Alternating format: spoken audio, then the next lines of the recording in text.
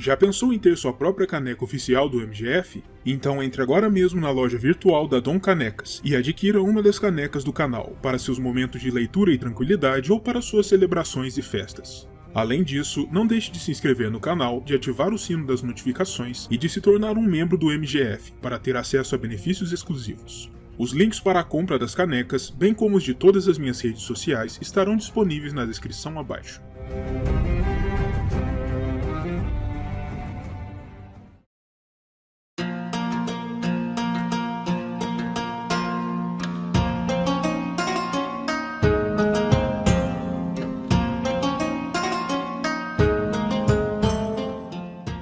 Como já seria de se esperar, o universo das Crônicas de Gelo e Fogo é, além de um ambiente fantástico e repleto de magia, também um mundo fortemente influenciado e pautado pela realidade do mundo real em tempos antigos, apresentando contextos inspirados em locais e momentos históricos que vão desde a Europa durante o período medieval até diversas culturas orientais nos tempos antigos.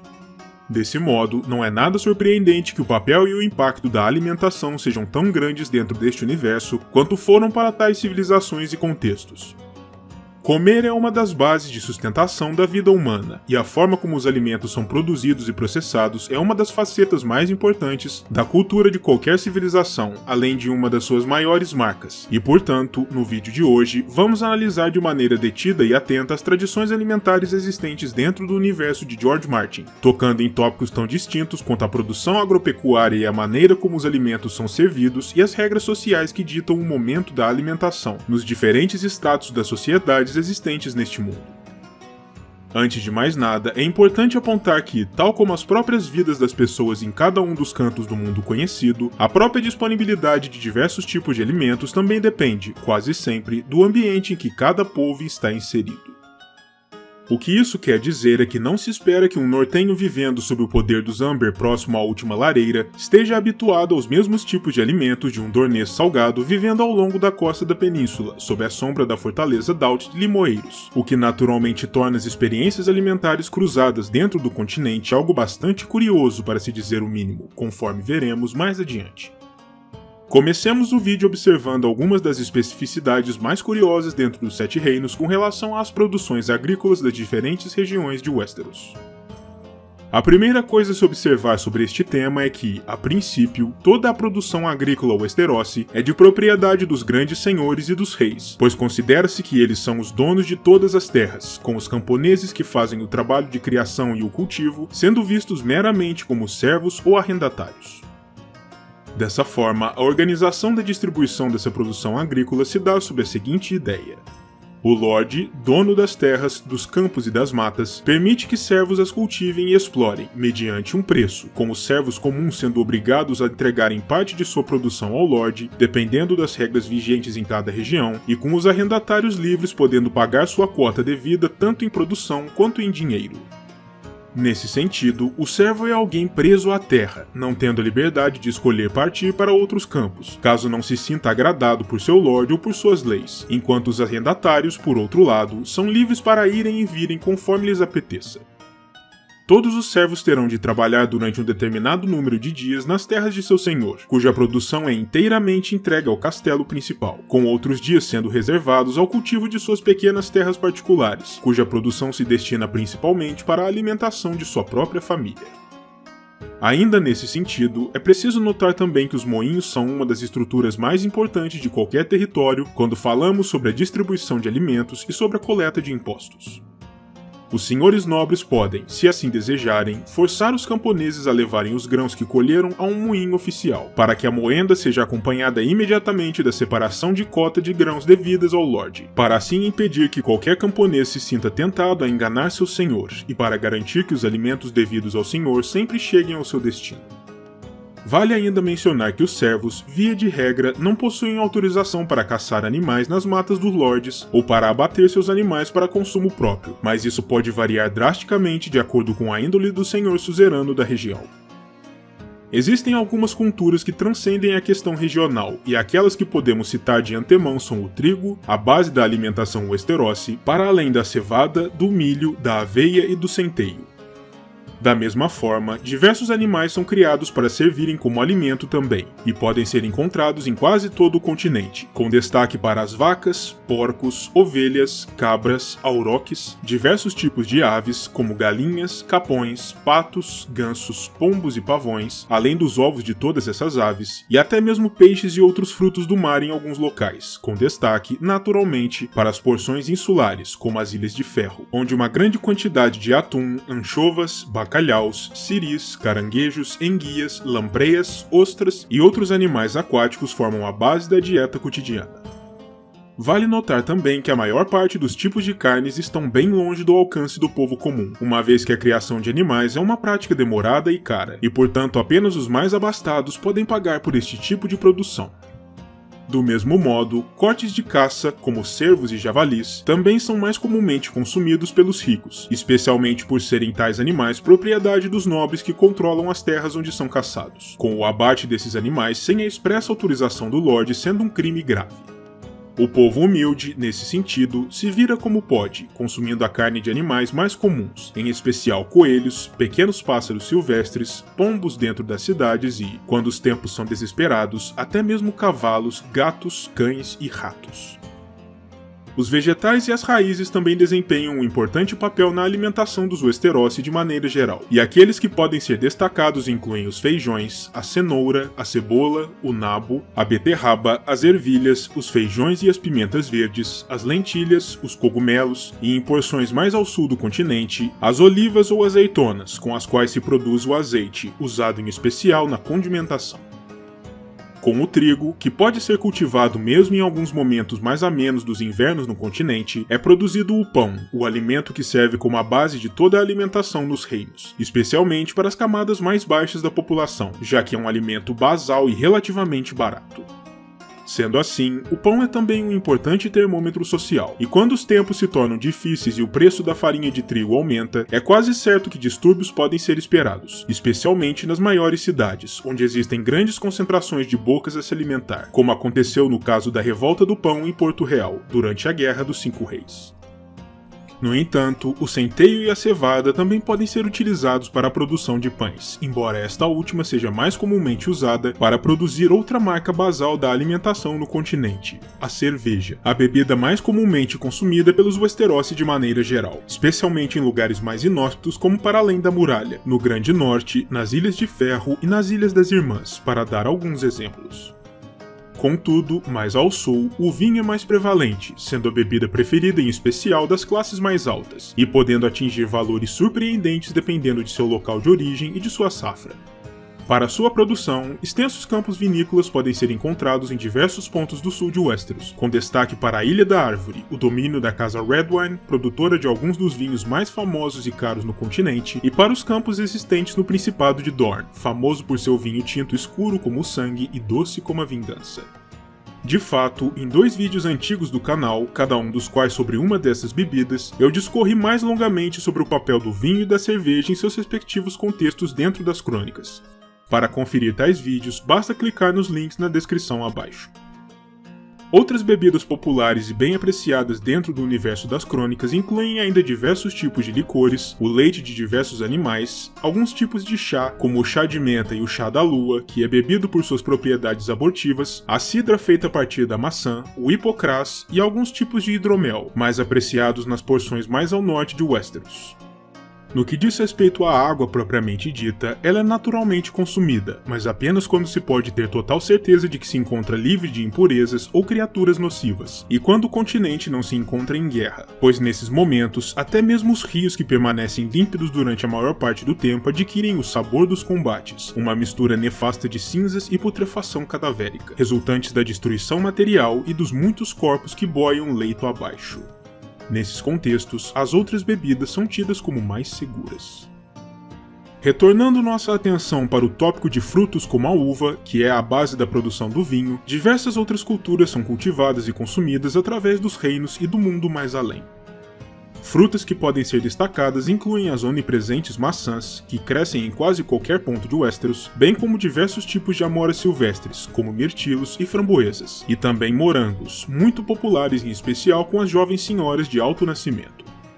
mas ao sul, em especial nas porções mais quentes como o Principado de Dorne, frutos como figos, tâmaras, melões, limas, limões, pêssegos, peras, laranjas sanguíneas e outros tipos de culturas como amêndoas e castanhas são ainda mais populares, especialmente por muitos destes apenas serem capazes de brotar nesta porção do continente, fazendo com que sejam também um importante produto de exportação para outras partes dos reinos, alcançando preços formidáveis. Ao se falar a respeito de frutos e sementes raras, não podemos também deixar de citar as importantíssimas especiarias, que são talvez ainda mais raras e desejadas do que frutas de clima quente, especialmente por sua capacidade de temperar e disfarçar o sabor de carnes e outros alimentos que já tenham passado da validade, por assim dizer. Entre as especiarias mais caras e valiosas, podemos citar a canela, a mostarda, o cardamomo, o cravo e a noz moscada, para além do açafrão.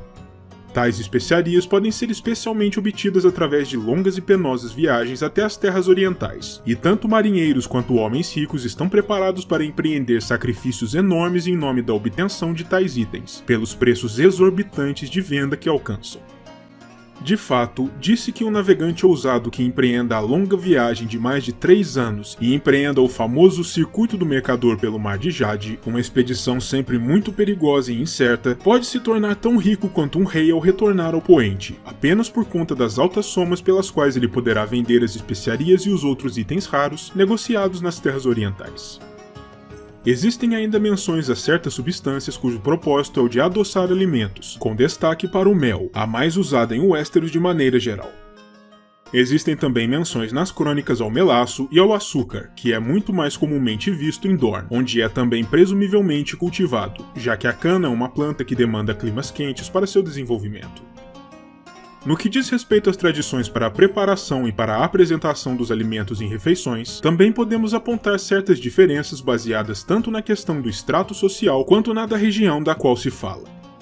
Antes de mais nada, é preciso apontar que os selvagens para lá da muralha apresentam as tradições alimentares mais estoicas e simples em todo o continente, dado principalmente seu meio ambiente difícil e hostil à maior parte das culturas normais.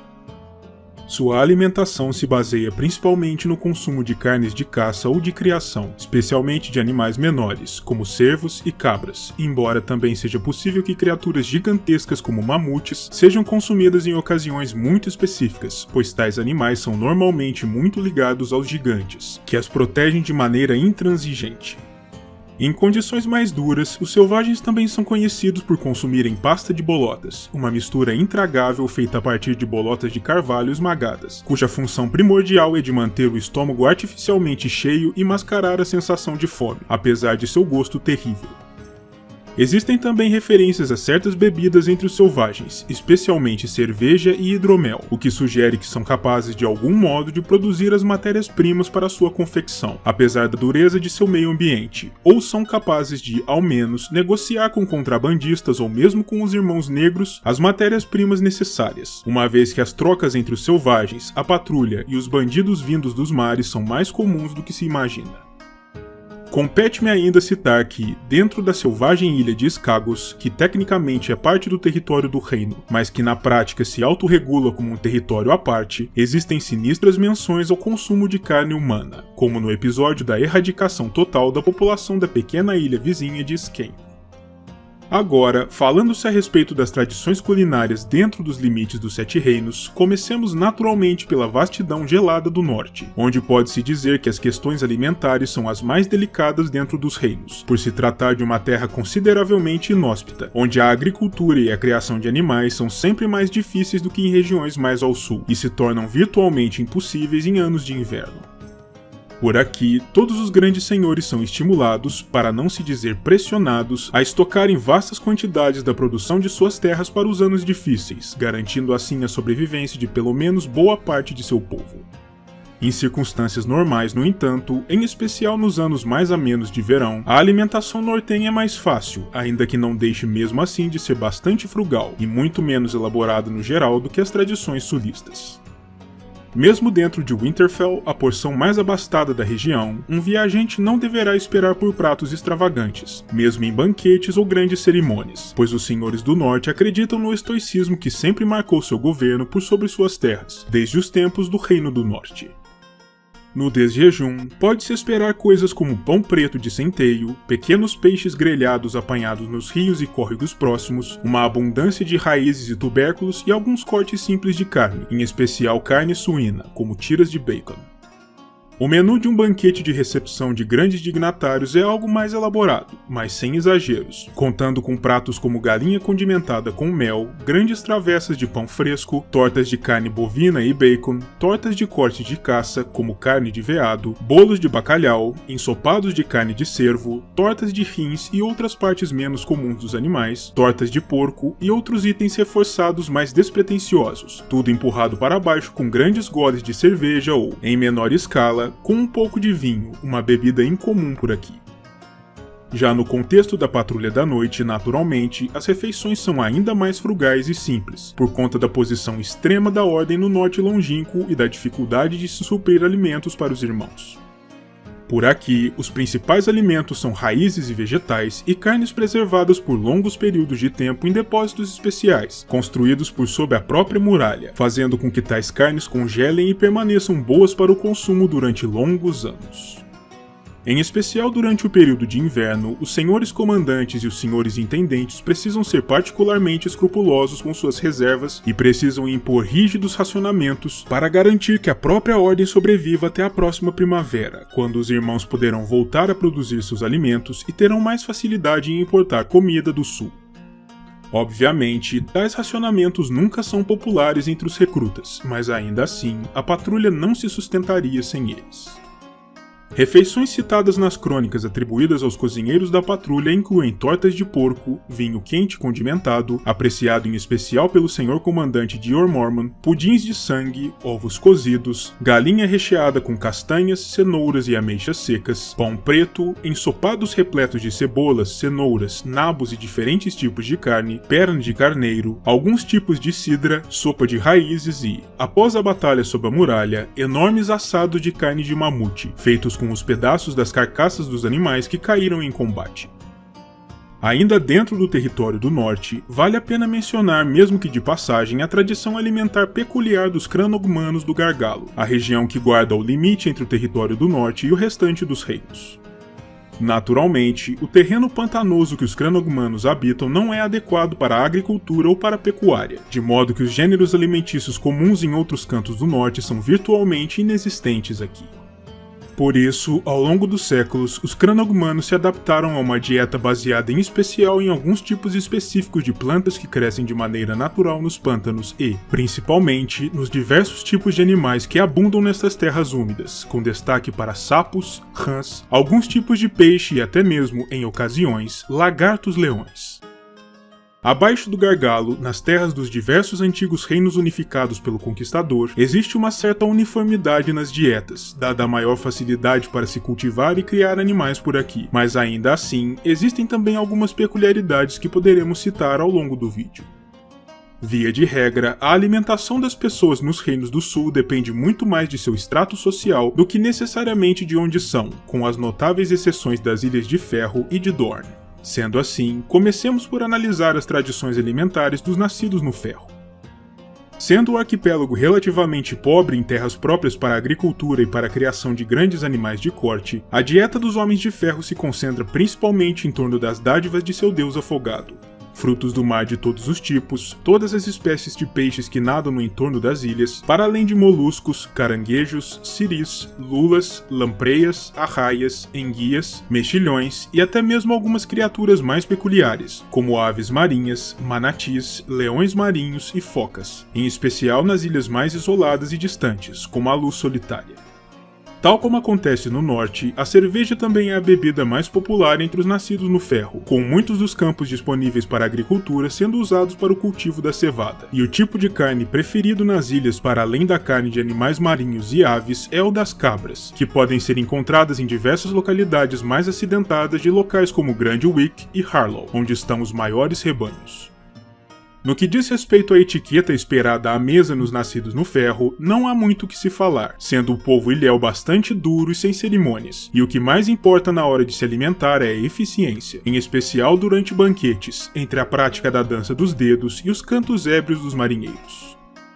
De volta ao continente, porções do reino como a Campina, o Ocidente, as Terras da Tempestade e o Vale de Arryn não apresentam grandes peculiaridades quanto à sua alimentação, sendo bastante uniformes nesse campo. Naturalmente, existem leves variações baseadas em especial na questão geográfica, como o consumo mais frequente de peixes nas terras fluviais e a maior disponibilidade de diversos frutos e vegetais nas férteis porções da Campina e do núcleo do vale, mas de maneira geral, as pessoas nesses locais têm uma alimentação bastante comum.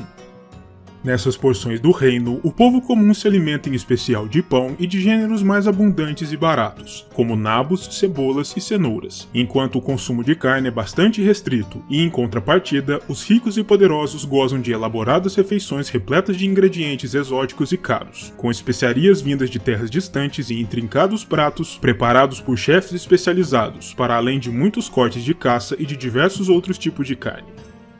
Como dito anteriormente, o vinho é a bebida preferida ao sul do Gargalo, embora uma forma de cerveja fraca também seja bastante consumida, em especial pelas crianças, e no contexto das tavernas, mas nas regiões vinícolas do sul, o vinho é tão abundante que até mesmo o povo humilde pode se dar ao luxo de consumir boas safras de vez em quando, enquanto o vinho barato no restante de Westeros é bem questionável, para se dizer o mínimo. Alguns pratos mais comuns na porção sul do continente incluem a salada de feijões verdes, cebolas e beterrabas, sopa de alho poró, ensopado de frutos do mar, ensopado de carne com pimentas de fogo, cebolas e cogumelos, leitão recheado de cogumelos, bolos de mel e feijões cozidos. E por falar no sul do continente, não podemos deixar de nos focar durante alguns momentos em Porto Real, o epicentro do poder político nos Sete Reinos, onde se encontram alguns dos senhores mais ricos, dos citadinos mais poderosos e, naturalmente, os membros da família real, o que quer dizer refeições e pratos distintos como não se vê em nenhum outro local do continente, com a exceção de Vila Velha e de algumas das fortalezas das casas mais ricas. Dentre tais pratos, aqueles que podemos destacar incluem os famosos bolos de limão, difíceis de se preparar por demandarem tais frutas que só são cultivadas em Dorne, diversos tipos de saladas bastante elaboradas, bacon com feijões brancos, vinho doce de abóbora, trutas preparadas em argila, vários outros tipos de tortas doces para além das de limão, biscoitos doces, morangos guarnecidos por erva doce e almôndegas feitas a partir de vários tipos de animais. Para além dos palácios e casas aristocráticas, no entanto, a situação das pessoas comuns nas ruas da capital nem sempre é tão florida, e uma refeição que simboliza como nenhuma outra essa realidade é o famoso caldo castanho, preparado em diversas casas de pasto espalhadas pelas vielas da Baixada das Pulgas. Não se sabe exatamente em que consiste a receita do castanho, embora especule-se que envolva diversos tipos de vegetais, raízes e algum tipo de carne, embora que carne seja essa, muitos prefiram nem imaginar. O que é fato é que, em tais estabelecimentos, pode-se conseguir uma tigela de castanho em troca de metade de um pombo gordo, e os donos do estabelecimento até mesmo se comprometem a assar a outra metade para o cliente, desde que este a depene antes. Depois que se toma conhecimento da existência de tais casas, é difícil que alguém venha a passar fome em Porto Real, embora a situação dos mais pobres não seja nada fácil mesmo assim, em especial em tempos de guerra ou cerco, quando a esmagadora maioria dos alimentos que chegam a Porto Real se destinam aos poderosos e à guarnição. Ainda mais para baixo, precisamos falar a respeito do Principado de Dorne, que é, como todos sabem bem, consideravelmente diferente do restante do continente em sua questão cultural, o que também naturalmente se reflete em sua gastronomia. Tal como o restante da vida dornesa, sua alimentação também foi temperada ao longo dos séculos pelas cores e pelos sabores roinares, mas as receitas e refeições diferenciadas consumidas por aqui também têm a ver em grande medida com o meio ambiente único da região, particularmente quente, ensolarado e árido, o que faz com que muitos dos gêneros agrícolas que aqui crescem sejam bastante diferentes daqueles do restante do continente. Antes de mais nada, é notável que os dorneses são muito afeitos a alimentos altamente temperados e apimentados, chegando aos limites do intragável para pessoas vindas de outros lugares, mas com os quais aqueles nascidos aqui ou que aqui residem por longos períodos de tempo já estão habituados. Pessoas vindas de outros reinos costumam afirmar que a comida dornesa queima ainda mais ao sair do que ao entrar, e seja isso uma espécie de anedota ou uma observação factual, é fato que os dorneses apreciam bastante sua comida apimentada e quente, muito provavelmente através da influência roinar na região. Alimentos típicos da Península Dornesa e dificilmente encontrados em outros cantos de Westeros incluem as famosas laranjas sanguíneas que crescem ao longo da costa do Principado, limões, azeitonas, tâmaras, romãs, pimentas dragão e limas. Os dorneses apreciam suas refeições da mesma forma como apreciam sua vida cotidiana, em um sentido mais leve e menos cerimonial do que os habitantes de outras porções dos reinos. A comida aqui é sempre leve, talvez por conta do intenso calor, que desestimula o apetite, e por vezes os dorneses mais frugais se limitam a comer alguma espécie de amêndoa ou fruta seca acompanhada por um pouco de queijo ou um pedaço de pão achatado, muito comum nessas terras. Como dito anteriormente, o vinho dornês é famoso em todos os reinos, e existe inclusive uma intensa rivalidade entre as produções do Principado e os vinhos da Campina, mas a bebida mais significante dentro do contexto dornês talvez seja, surpreendentemente, a mais banal em outros contextos de Westeros: a água. Como uma região quente e desértica, Dorne é relativamente árida, e por isso mesmo, encontrar fontes e poços de água potável e doce nem sempre é tarefa fácil, e esta se torna cada vez mais e mais complexa à medida que nos movemos mais e mais para o interior do Principado, para as areias profundas do deserto dornês. Por isso, cada poço e nascente são zelosamente guardados, e a água pode por vezes se tornar mais valiosa do que o próprio ouro, dependendo da localidade e das condições. Fortalezas como Arenito e Toca do Inferno, aliás, podem ter sido construídas onde foram precisamente como forma de protegerem pequenos oásis e fontes de água subterrâneas em meio à aridez do coração de Dorne, guardando tal riqueza com a dureza de suas pedras e com a força de seus guerreiros. Durante grandes banquetes organizados em Dorne, os recém-chegados ao Principado podem esperar por duas marcas certas: uma comida surpreendentemente apimentada e pungente e algumas delicadezas surpreendentes, como confeitos com formas curiosas, como crânios, recheados de cremes doces e frutos secos, já que os dorneses são um tipo bastante leve e cômico de pessoas, e gostam de entreter e surpreender seus convidados de maneiras inusitadas, mesmo em se tratando de eventos solenes, como por exemplo, comemorações de eventos fúnebres. Por último, mas não menos importante, precisamos tocar ao menos marginalmente nas tradições culinárias e alimentares das outras partes do mundo conhecido, ainda que não existam informações tão abundantes e precisas sobre elas quanto existem sobre as tradições em Westeros. A alimentação nas cidades livres é, em geral, bastante semelhante àquela de Westeros, talvez por serem tais cidades as civilizações mais próximas e com maior contato com os Sete Reinos ao longo dos séculos. Em especial em cidades como Braavos, Pentos, Myr e Tyrosh, pode-se encontrar pratos e tradições culinárias muito parecidas com o que se veria em Porto Real ou Vila Velha, com algumas diferenças regionais. As cidades livres não possuem grandes diferenças de ingredientes com relação aos Sete Reinos, e os pratos apenas seguem ligeiras variações de receitas. Existem ainda alguns tipos distintos de bebidas produzidas aqui, mas estas foram esmiuçadas nos vídeos especiais sobre a cerveja e sobre o vinho que recomendei anteriormente.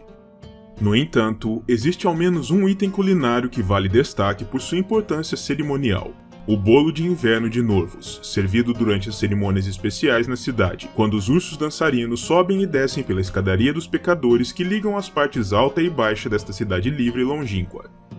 Tal bolo é feito a partir de nozes, gengibre, pedaços de bagas e cerejas silvestres, além de outros ingredientes, e é sempre empurrado para baixo pelos cidadãos Norvoshi por generosos goles de nassa, o leite fermentado de cabra que é a bebida mais conhecida nessa região, adoçado com mel e servido em taças de ferro. Seguindo ainda mais adiante, em direção ao sul, chegamos à Baía dos Escravos, um local consideravelmente mais exótico do que as cidades livres, onde existem tradições alimentares igualmente mais distintas do que aquelas das porções mais a oeste do mundo. Por aqui, a principal diferença alimentar que pode e deve ser citada é o ancestral gosto dos Giscari por carne de animais mais exóticos, em especial a de cachorros.